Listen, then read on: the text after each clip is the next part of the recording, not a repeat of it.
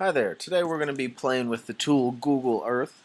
It's a really cool feature that lets you see cities and features all around the planet. So to start, we're just going to look at a few basic features. First up we have here is kind of a compass tool. You can click and drag it if you want to see what you're looking at from a different direction. It's kind of cool. And you can just put that back up north like such. This is just a tool you can move left, right, up and down. And this you can see is the zoom in bar.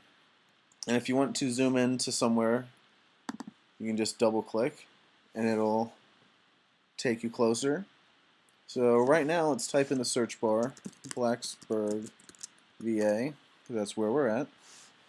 And we're going to take a trip to Blacksburg, see what's around. So you pretty much see the outline of Blacksburg. We can zoom in a little bit, excuse me, and see Lane Stadium and Castle Coliseum. We have the drill field and the place where we have our class. So you can see it's really cool to see all these satellite images of where we are. So now I'm going to show you some features of Google Earth that you can use.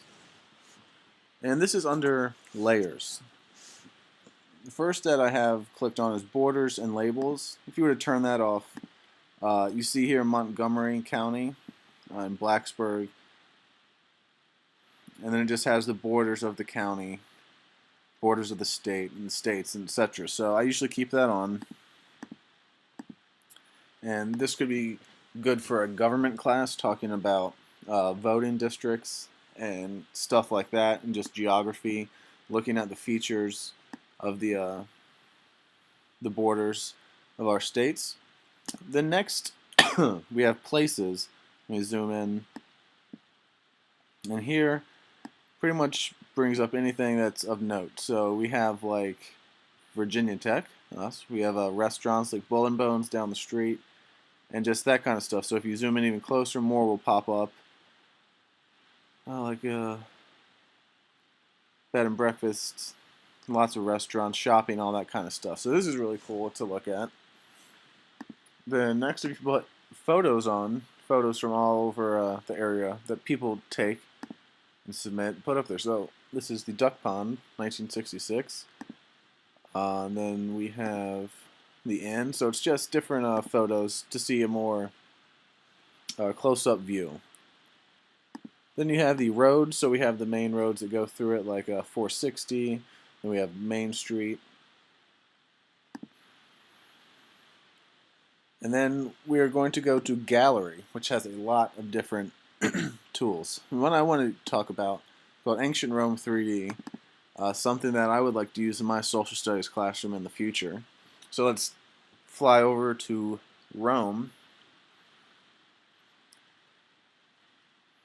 And what they've done here is they have recreated ancient Roman architecture and buildings, and it's pretty impressive. So we have here the Circus Maximus.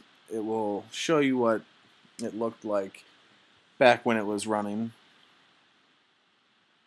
So it has this picture and a little description, and then you can just click to get out of that.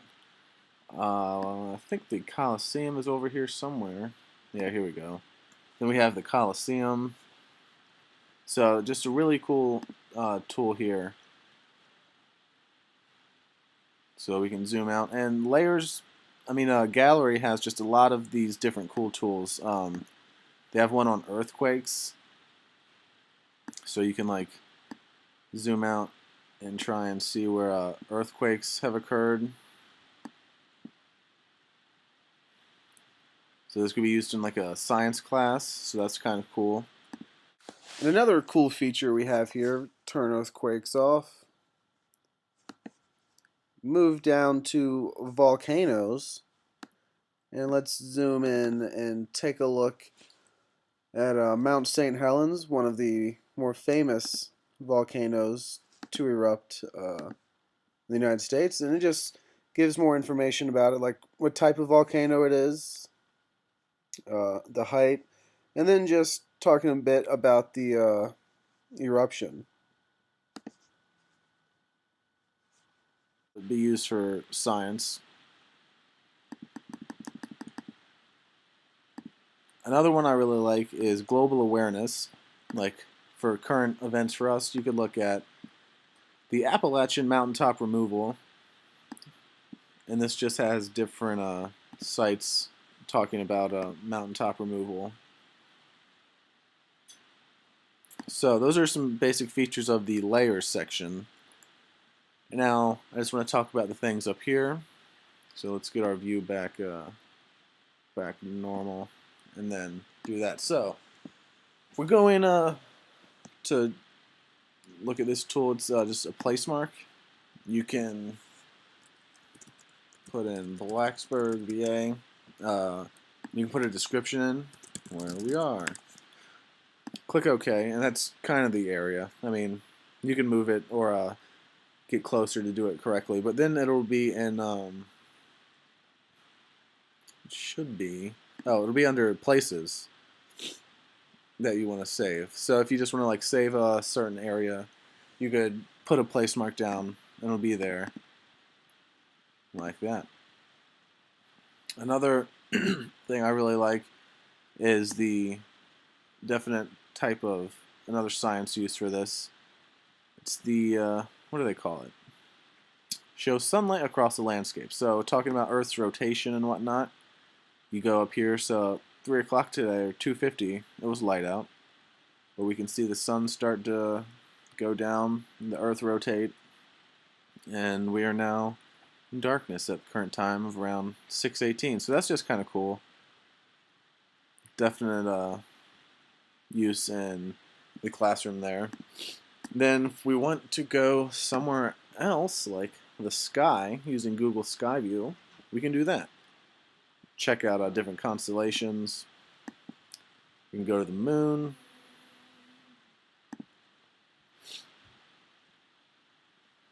Apollo missions. So you have a lot of different stuff here. And so this is basically the just the main tools of Google Earth and how it can be used in the classroom. Be great for geography to just fill out a map using this. You can look at geographic features. Let's look in here and you can see the Himalayan mountains. So just limitless features if you can just become creative and think of what you can do. You could create place marks all throughout Europe and highlight important World War II sites and have your students go through that and all that good stuff. Or you could just look up where we live and have fun with it. Zoom in, see places to go grab dinner, do that kind of thing by looking at places. And yeah, so it's really fun to work with, and I highly recommend trying to use this in a classroom if you can.